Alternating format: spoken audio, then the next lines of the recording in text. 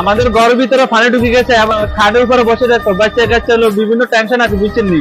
এমনকি বিভিন্ন রোগ দেখা দিই, জ্বর টর সর্দি কাশি বিভিন্ন সমস্যায় ভুগতেছি আমরা।